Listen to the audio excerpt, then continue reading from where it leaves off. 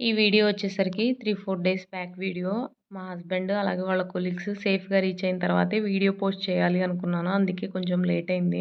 ఇప్పుడు టైం వచ్చేసరికి ఆల్మోస్ట్ 5 అవుతుంది. నేను లేవడమే ఈ టైంలో అద్భుతం అనుకుంటే నాతో పాటు రితిక్ కూడా లేచాడు. నిద్ర లేచిన దగ్గర నుంచి స్నానం చేసి రెడీ అయ్యి వెళ్దామా అని అడుగుతూనే ఉన్నాడు.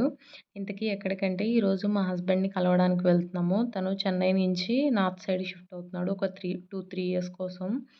20 మినిట్స్ విజయవాడలో ట్రైన్ ఆగుతుందంట. వెళ్లి కలుద్దాము. మళ్ళీ మిస్ అయితే ఎప్పుడు లీవ్ ఇస్తారో తెలీదని చెప్పేసి వెళ్తున్నాము. ఆవకాయ పచ్చడి అలాగే బెడ్‌షీట్లు తనకు బర్త్‌డే కోసం ఒక టీ షర్ట్ తీసుకున్నాను. అందులో రితిక వాళ్ళు గ్రీటింగ్ కార్డ్ ఒకటి రెడీ చేసి పెట్టారు. హ్యాపీ బర్త్‌డే అని చెప్పేసి.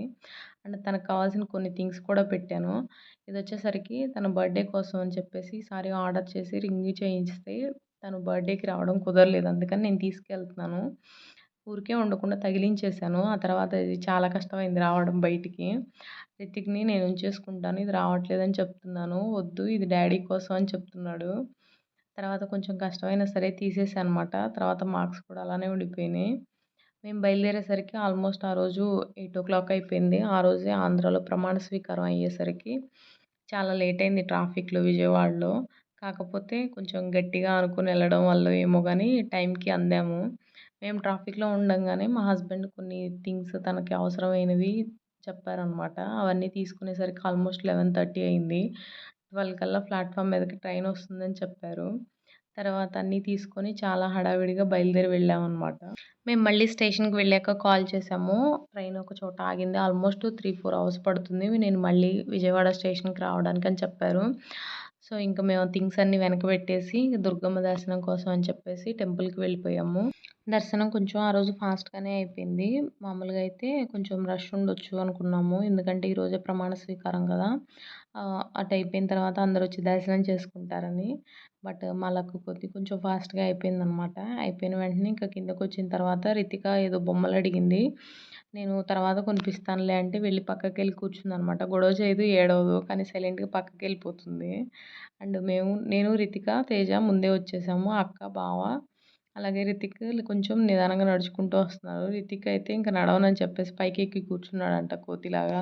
క్లైమేట్ చల్లబడుతున్నట్టే అనిపిస్తుంది గానీ, ఆ రోజు కూడా ఫుల్ ఎండ కాసింది. మేము ఇంకా కిందకొస్తూ ఐస్ క్రీమ్ తినేసి రితిక వాళ్ళు బొమ్మలు అడిగారు కదా! అవి కూడా కొనిపించేసి తీసుకొనొచ్చేసాము.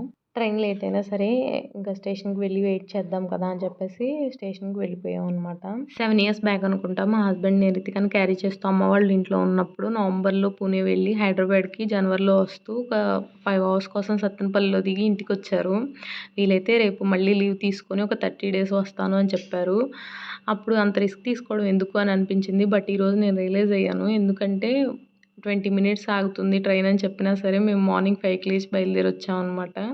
అది కూడా అంత ఇంపార్టెంట్ అనిపించింది ఈరోజు మాకు. ఎస్పెషల్లీ రితిక్ ఇద్దరూ నిద్రపోయేటప్పుడు వాళ్ళ డ్యాడీ లీవ్ నుంచి వెళ్ళిపోయారనమాట. అసలు డైజెస్ట్ చేసుకోలేకపోయారు నిద్ర లేచిన తర్వాత. బట్ ఈసారి మాత్రం కొంచెం హ్యాపీగానే సెండ్ ఆఫ్ ఇచ్చి పంపించారు. మా హస్బెండ్ వాళ్ళకి స్పెషల్ ట్రైన్ అంట. ప్లాట్‌ఫామ్ ఇవ్వలేదు. కొంచెం కంగారు పడ్డాం స్టేషన్‌లోకి వెళ్ళిన తర్వాత. ఎంక్వైరీలోకి వెళ్ళి అడిగినా సరే ప్లాట్‌ఫామ్ నంబర్ చెప్పలేదు. తర్వాత ఎలాగోలా తెలుసుకొని వెళ్ళామన్నమాట. అండ్ ఫైనల్‌గా మేము ఇంటికొచ్చేసరికి ఆల్మోస్ట్ 8:00 అయిపోయింది. అక్క వాళ్ళది పెళ్లి రోజంతా ఈరోజు ఆల్మోస్ట్ రైల్వే స్టేషన్‌లోనే అయిపోయినట్టు అనిపించింది నాకు.